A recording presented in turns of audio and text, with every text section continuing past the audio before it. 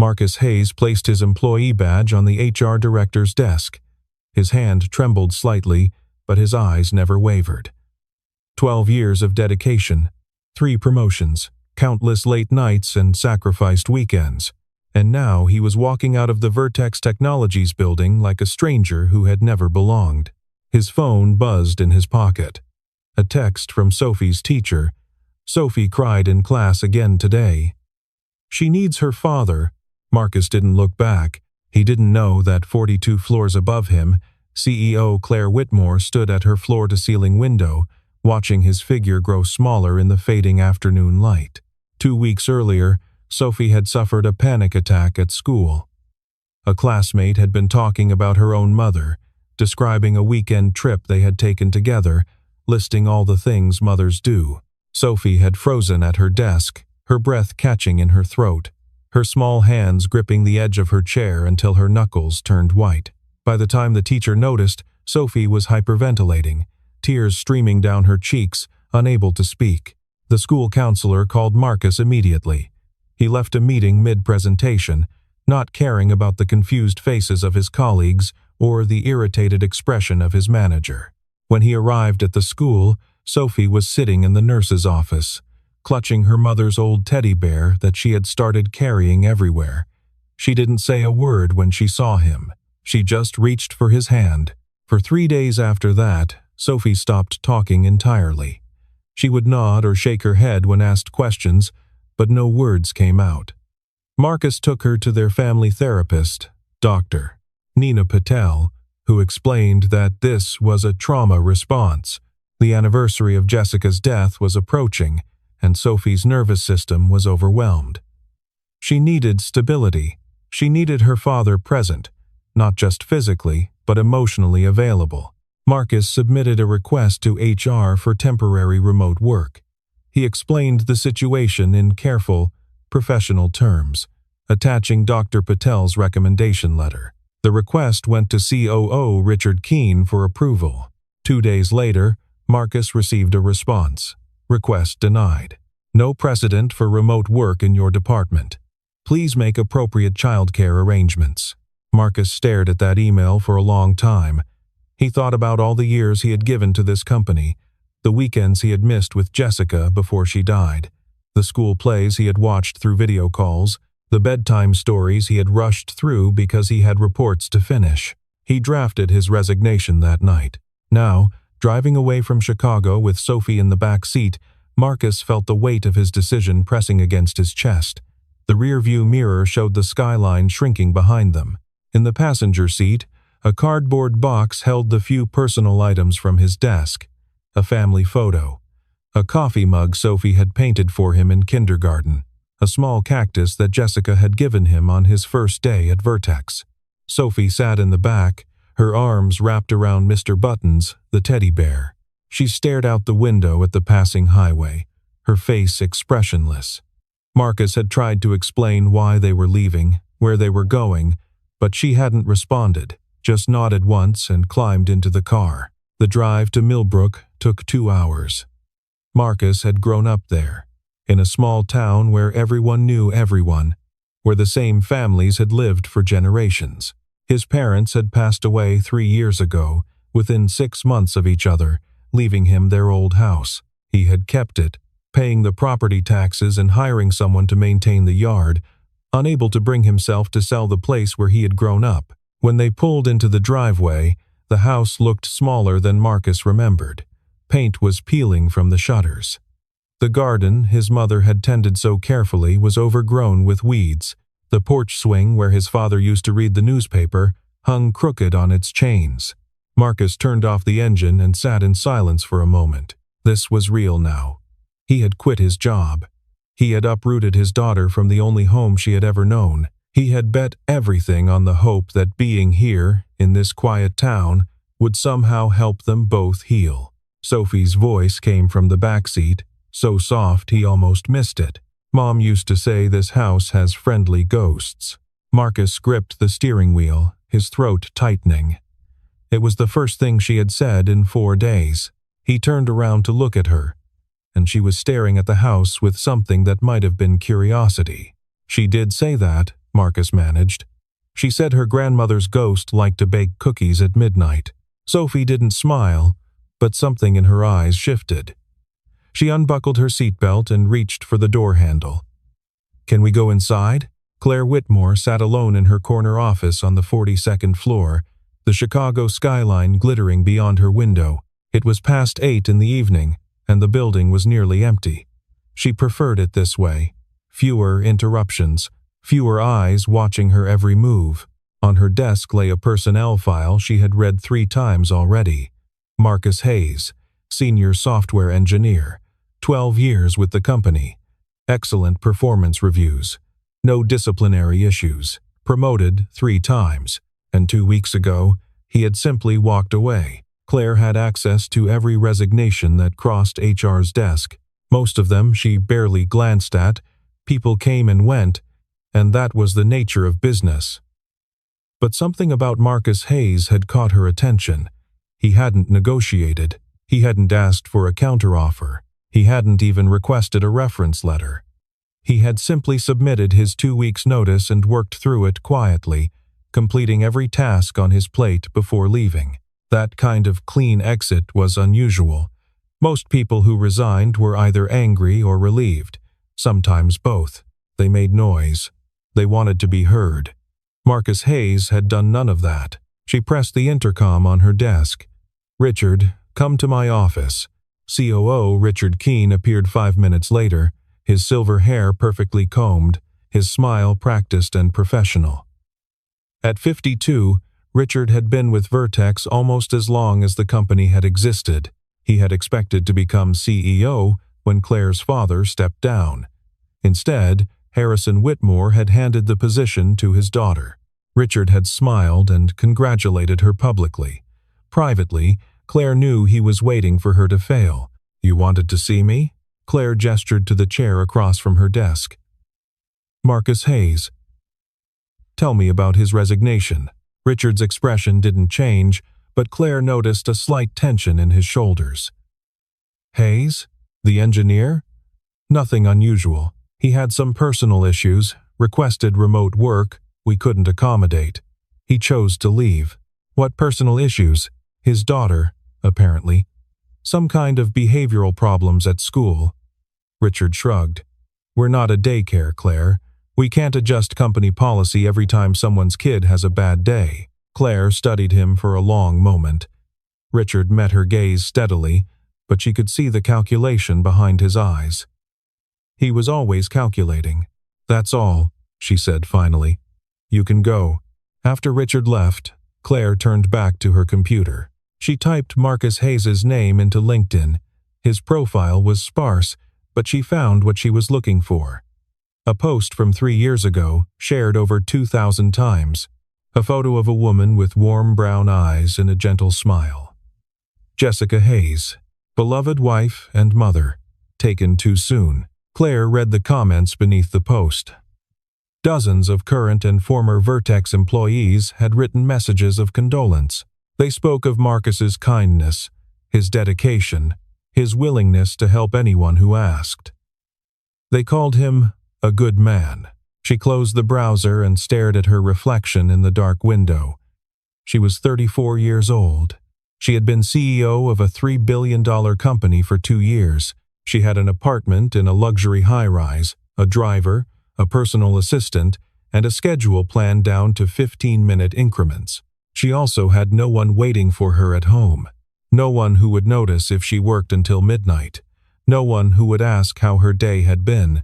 Claire thought about Marcus Hayes, driving away from everything he had built to take care of his daughter. She thought about Richard Keene, dismissing a man's desperation as an inconvenience. She thought about all the other employees who had probably faced similar choices and simply stayed silent, afraid to lose their jobs. For the first time in a very long time, Claire wondered if she was part of the problem. 1 week later, a black Tesla turned onto the main street of Milbrook, Indiana. The town was small enough that a car like that attracted attention. Heads turned on the sidewalk. The barber looked up from his customer. The woman watering plants outside the hardware store paused mid-pour. Claire Whitmore drove slowly, checking the GPS on her phone. She had never been to a town like this before. Growing up in Chicago, attending boarding school in Connecticut, earning her MBA at Stanford, she had lived her entire life in cities.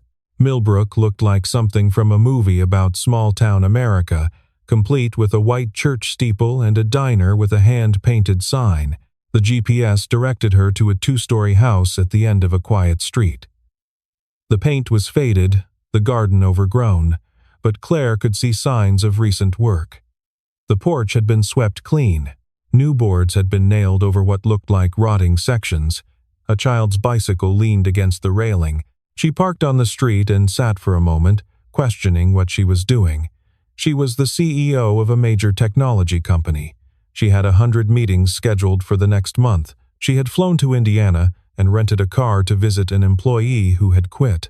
But she kept thinking about that LinkedIn post, about the 2,000 people who had shared it, about the way Richard had said behavioral problems as if a grieving child was simply an inconvenience. Clare got out of the car. On the porch, a man was crouched over a section of railing, hammer in hand. He wore jeans and a flannel shirt, his sleeves rolled up to his elbows. Beside him, a little girl sat on the steps, a sketchbook open in her lap. She was drawing something with intense concentration. The man looked up as Clare approached. His expression shifted from curiosity to confusion to recognition. She saw him place her face, probably from the company website or the annual reports. "Mr. Hayes." Clare stopped at the edge of the property. "I need to speak with you." Marcus Hayes set down his hammer slowly. He didn't stand up. "I already resigned, Miss Whitmore. There's nothing to discuss. I'm not here about your resignation." The little girl, Sophie, looked up from her sketchbook. Her eyes were large and wary, studying Clare with the unfiltered assessment that only children could manage. Clare felt suddenly aware of her designer clothes, her expensive shoes, how out of place she must look on this dusty small-town street. Sophie tugged on her father's sleeve. "Dad?" she said quietly. "She has shoes like Mom's." Clare looked down. She was wearing black leather loafers. She had bought them at a boutique in Chicago, her one indulgence in a life otherwise devoted to work. She had no idea what shoes Marcus's late wife had worn. Marcus's face changed. The wariness didn't disappear, but something cracked beneath it. He looked at his daughter, then at Clare, then at the shoes. "Those were Jessica's favorites," he said. "She had a pair just like that." Silence stretched between them. Sophie was still staring at Clare's shoes, her expression unreadable. Clare felt the weight of the moment, understanding that she had accidentally stumbled into something deeply personal. "Please," she said. "Can I come in?" Marcus looked at Sophie. Some silent communication passed between them. Then he stood up, brushed sawdust from his jeans, and opened the screen door. 10 minutes. The kitchen was old but clean, worn wooden countertops, a refrigerator covered with drawings held up by magnets. A window above the sink looked out onto a backyard that had recently been mowed. Clare sat at the small table, feeling oversized in the intimate space. Sophie had followed them inside and settled in a corner with her sketchbook, her crayons spread around her. She was drawing something new, glancing up at Clare every few seconds. Marcus poured 2 glasses of water and sat across from Clare. His posture was guarded, his arms crossed. "You drove 2 hours to find me. Why? I didn't come to offer you your job back." His eyebrows rose slightly. "Then what?" Clare hesitated. She had rehearsed this conversation a dozen times on the drive here, but now that she was sitting in this man's kitchen, all her prepared words seemed inadequate.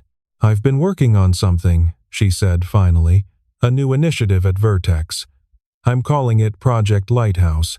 It's designed to support employees with complex family situations, flexible work arrangements, mental health resources, childcare assistance."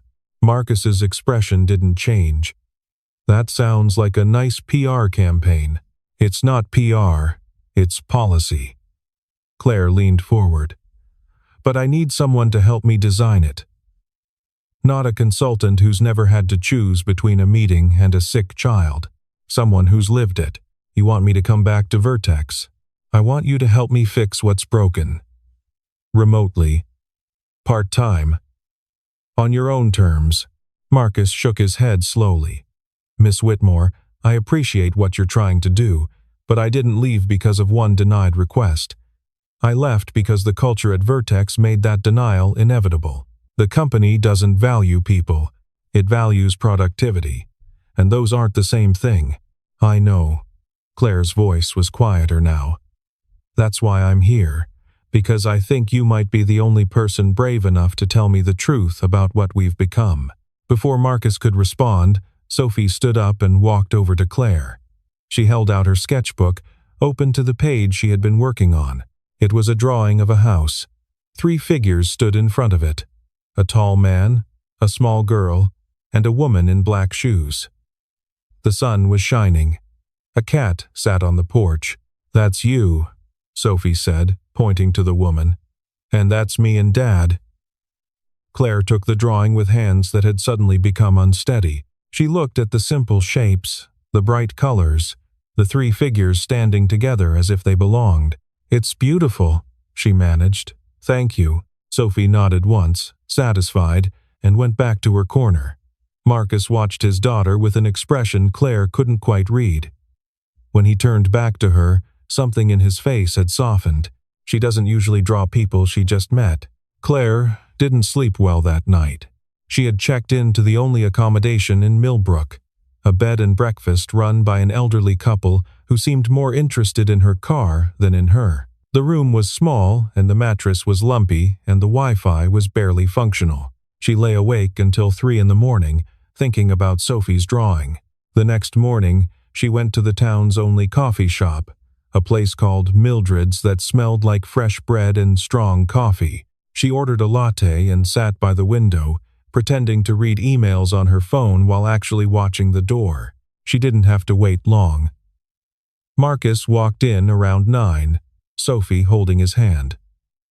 The little girl was talking, actually talking, pointing at something outside the window. Marcus listened with the focused attention of someone who understood how precious this was.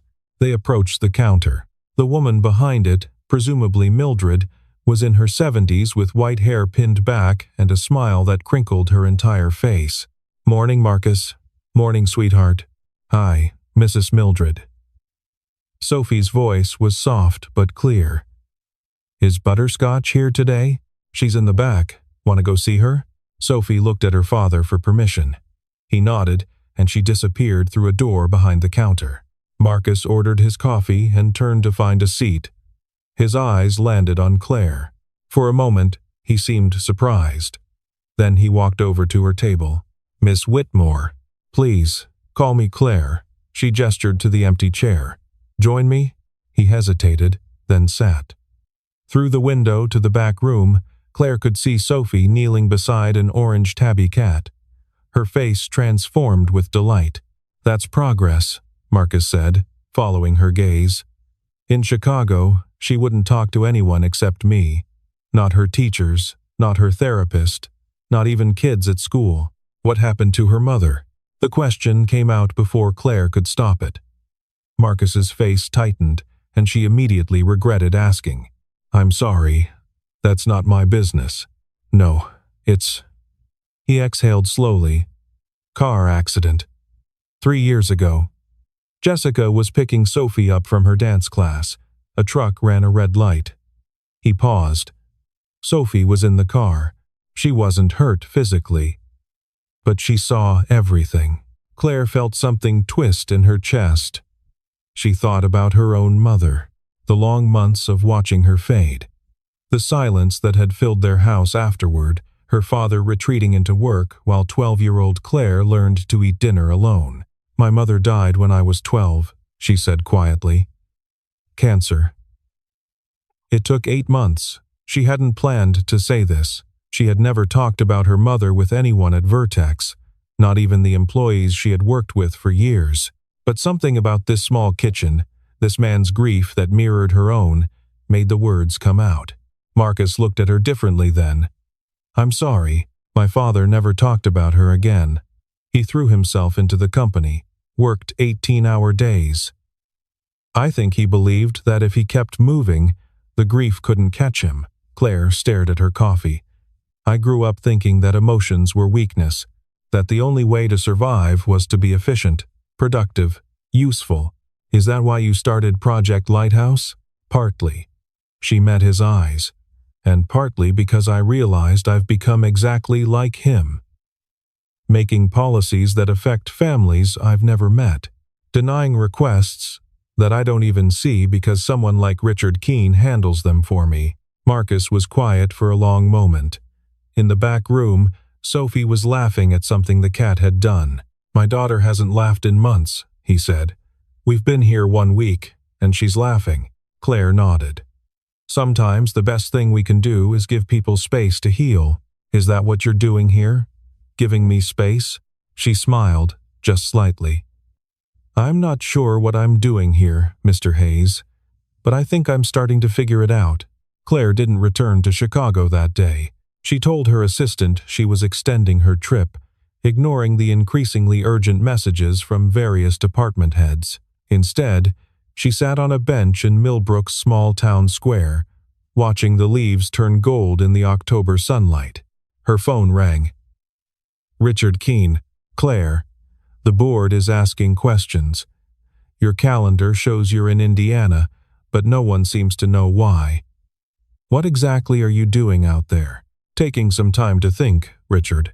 Think about what? We have quarterly projections due. The Morrison acquisition needs your attention.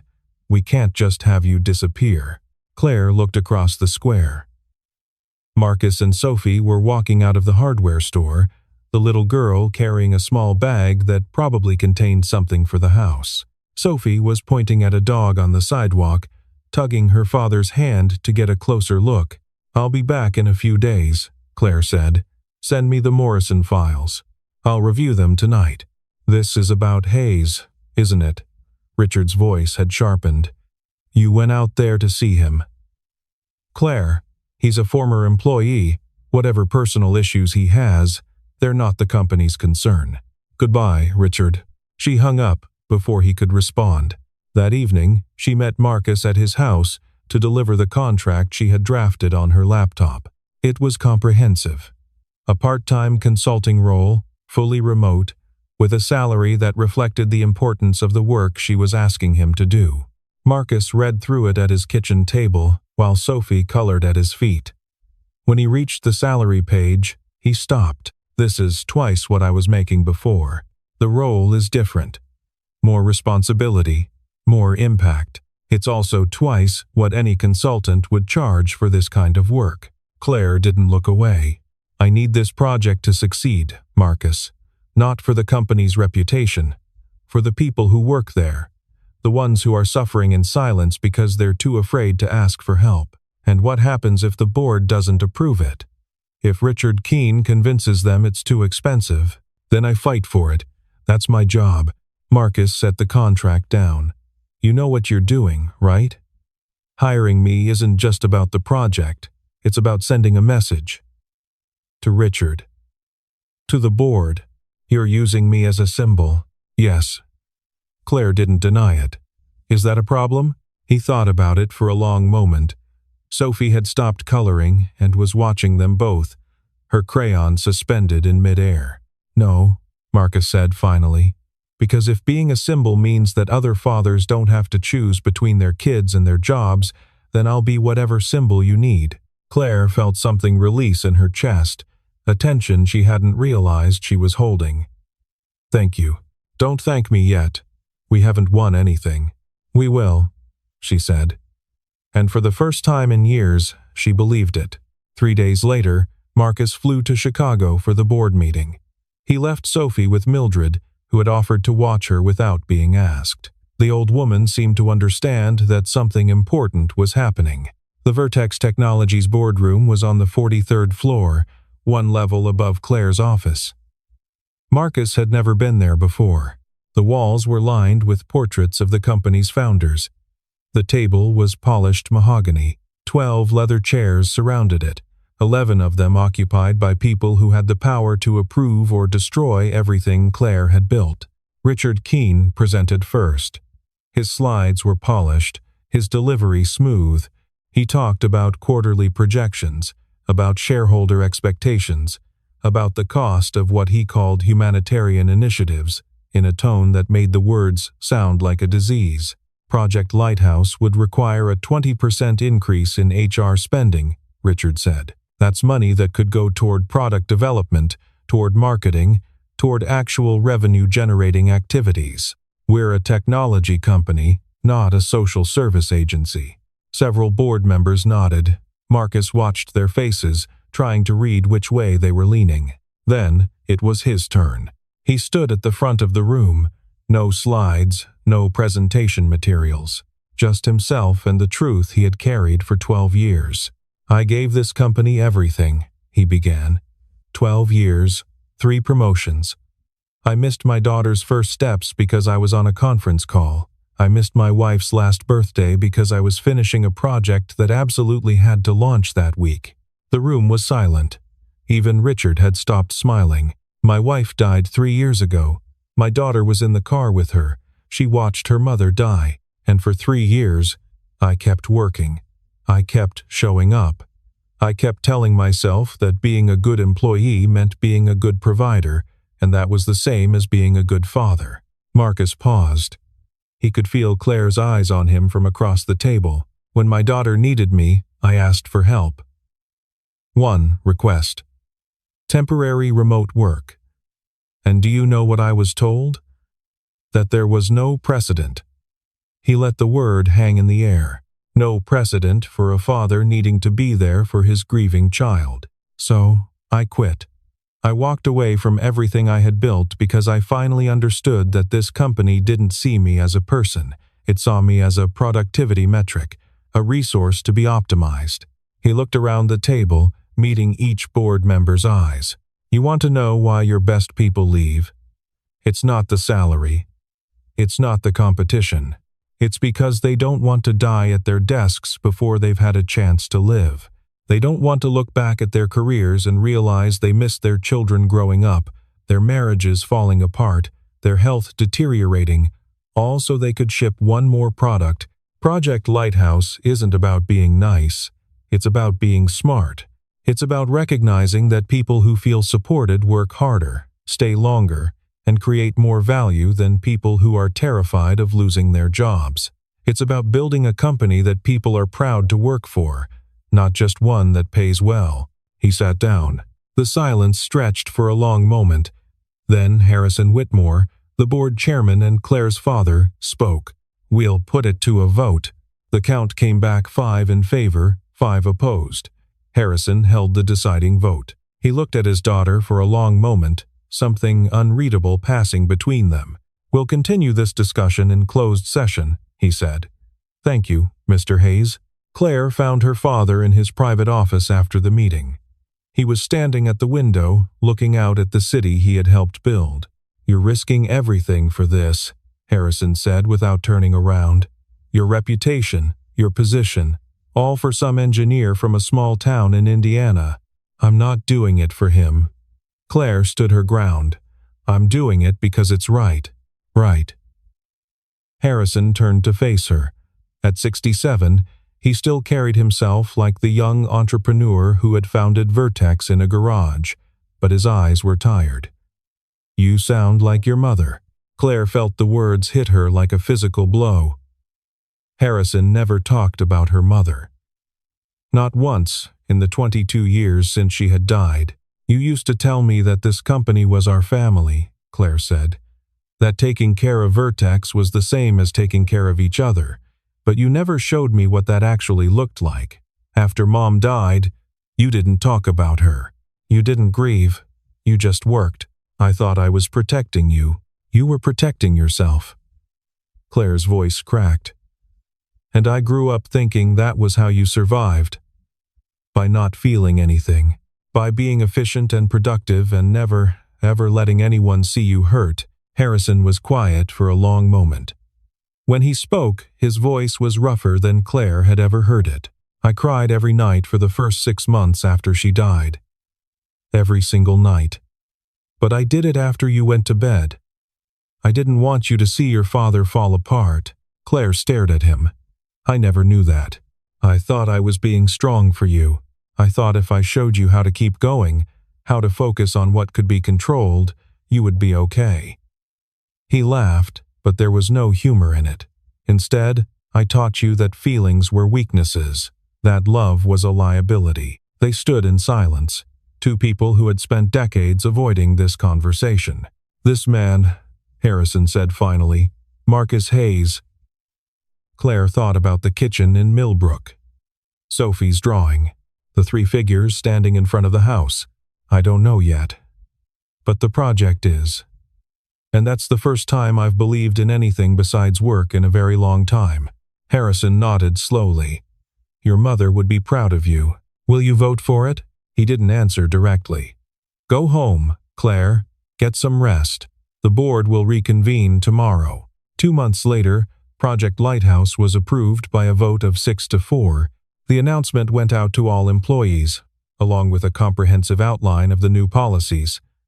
Flexible work arrangements, mental health support, emergency family leave, childcare assistance. Richard Keene resigned the same week. The official statement cited a desire to pursue other opportunities. The unofficial story, which spread through Vertex like wildfire, involved several former employees coming forward with complaints about his management style. Words like hostile and dismissive appeared in multiple HR files. The board had decided that his departure was in the company's best interest. Marcus stayed in Milbrook. His new title was Director of Employee Wellness Policy, a position that hadn't existed before and wouldn't exist without him. He worked from his parents' old house, converting the spare bedroom into an office. 3 times a week, he video called with Claire's team in Chicago to review policy drafts and employee feedback. Sophie started seeing Dr. Nina Patel through video calls twice a week. At first, she was hesitant, answering questions with single words or shrugs, but gradually, she began to open up. She drew pictures of her mother and explained them to Dr. Patel. She talked about the accident, hesitantly at first, then with increasing detail.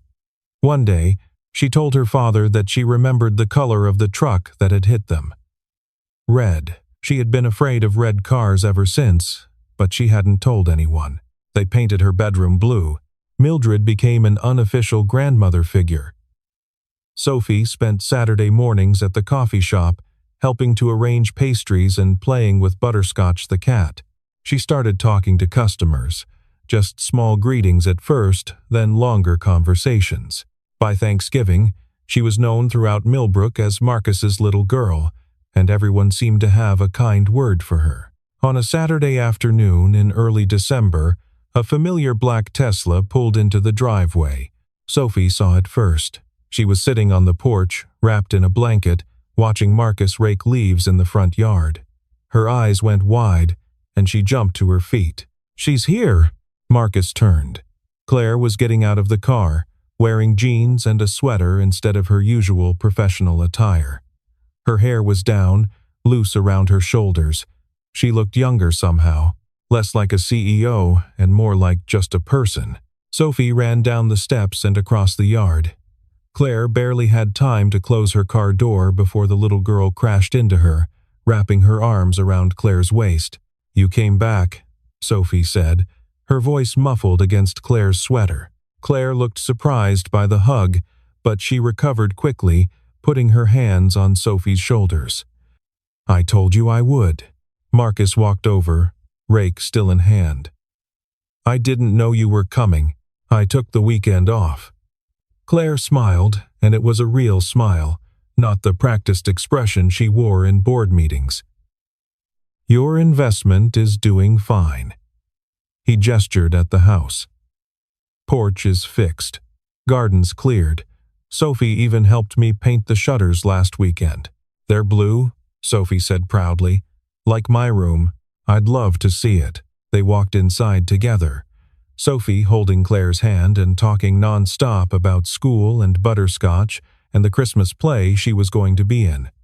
Marcus followed behind, watching the two of them together. In the living room, Sophie pulled Claire toward a wall that was covered with drawings. "Look, I made more pictures." Claire studied them one by one. There were drawings of the house, the coffee shop, the town square. There were drawings of Marcus and Sophie and Mildred and Butterscotch. And there, in the center, was a new drawing. 4 figures this time, standing in front of a house that was clearly this one: a man, a small girl, a woman with dark hair, and a 4th figure, smaller and orange, that was obviously a cat. "This one's my favorite," Sophie said. Claire looked at the drawing for a long time. "Who's the woman?" "That's you, and that's Butterscotch. Mrs. Mildred says maybe she'll let me adopt her if Dad says okay." "Does Dad say okay?" Sophie turned to Marcus with pleading eyes. He sighed, but he was smiling. "We'll see. That means yes," Sophie whispered to Claire. They had dinner together that evening, spaghetti that Marcus made from his mother's recipe. Sophie talked throughout the meal, telling Claire about everything that had happened since she last visited. Her voice was strong and clear, nothing like the silent, frightened child Claire had first met months ago. After dinner, Sophie asked to watch a movie. Marcus put on something animated, and she curled up on the couch with a blanket, Butterscotch tucked against her side. Within 20 minutes, she was asleep. Marcus and Claire sat on the porch, wrapped in jackets against the December cold. The stars were brighter here than in Chicago. The street was quiet. "She's doing so well," Claire said. "Better than I ever hoped." Marcus looked at his daughter through the window. "She still has bad days, nightmares sometimes, but she's talking about her mom now. She tells me stories about things they did together. Last week, she asked if we could make Jessica's chocolate chip cookies. Did you? They were terrible." He laughed softly. "Neither of us can bake." "But we ate them anyway." Claire was quiet for a moment. "I had a conversation with my father. After the board meeting, about the project, about everything. My mother, the way he raised me, all the things we never talked about." She exhaled slowly. "He told me she would be proud of me." Marcus turned to look at her. In the dim light, she looked different, softer, like someone who had finally set down a weight they had been carrying for too long. "Are you proud of yourself?" The question seemed to surprise her. "I don't know. I think I'm learning to be. For the first time in my life, I'm doing something that matters to me, not just to the company or to my father's legacy. And it feels." She searched for the word. "Real. That's a good start." They sat in comfortable silence. Inside, Sophie shifted in her sleep, murmuring something unintelligible. Butterscotch purred. "She asked me something last week," Marcus said. "She wanted to know if you were going to be part of our family." Claire went very still. "What did you tell her?" "I told her that families are complicated, that sometimes people come into your life and become important, and you don't always know what to call them. Labels don't matter as much as showing up." "That's a good answer." She didn't buy it. Marcus smiled. "She said families are the people who stay. And then she asked me if you were going to stay." Claire looked at him. In the darkness, his face was hard to read, but she could feel the question hanging between them, the weight of possibility. "I don't know how to do this," she said quietly. "I've never had this. A home that wasn't an apartment. People waiting for me at the end of the day. A child who draws pictures with me in them. Neither did I, before Jessica." "You learn. What if I mess it up?" Marcus reached over and took her hand. It was the first time they had touched beyond handshakes. His palm was warm, slightly calloused from all the work on the house. "Then you apologize and try again. That's what families do." Inside, Sophie suddenly sat up on the couch. She looked around, disoriented, then spotted them through the window.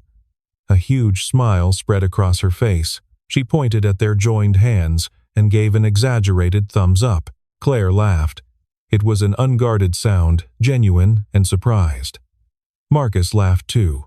"I think she approves," he said. "I think she's been planning this from the beginning." Sophie appeared at the door, blanket wrapped around her shoulders, butterscotch cradled in her arms. "Dad, can Claire stay for the Christmas play?" "I'm a snowflake." Marcus looked at Claire. "Can you?" She thought about her schedule. The meetings that would need to be rearranged. The flights that would need to be booked. Then she looked at Sophie's hopeful face, at Marcus's quiet patience, at the life she had stumbled into without meaning to. "I wouldn't miss it," she said. Sophie cheered and ran to hug them both. Claire held on tight, feeling the warmth of this small family that had somehow, impossibly, become hers. Later, when Sophie had gone to bed and the house was quiet, Claire stood in the living room, looking at the wall of drawings. Sophie had added a new one that evening, quickly sketched before bedtime. It showed 4 figures again: Marcus, Sophie, Claire, and Butterscotch. But this time, they weren't just standing in front of the house. They were inside it, at a table, eating spaghetti. At the bottom, in Sophie's careful handwriting, were 3 words: "My family now." Claire reached out and touched the paper gently. Behind her, Marcus wrapped his arms around her waist, his chin resting on her shoulder. "She's right, you know," he said. "Families don't have to be finished. They just keep adding people." Claire leaned back against him. Outside, snow had begun to fall, the first of the season. Inside, the house was warm and full of drawings and mismatched furniture and memories of people who were gone but still present in every corner. "I like that," she said. "A family that isn't finished." "Good." Marcus pressed a kiss to her temple. "Because I don't think Sophie is done adding people yet. She mentioned something about a puppy." Claire groaned, but she was smiling. "One thing at a time. That's what I said." She didn't buy it. They stood together, watching the snow fall. 2 people who had found their way to each other through loss and loneliness, and a little girl who drew pictures of futures she wanted to be real. Outside, the world was cold and vast and complicated. But inside this house, in this small town, everything had changed. And it was exactly what they needed.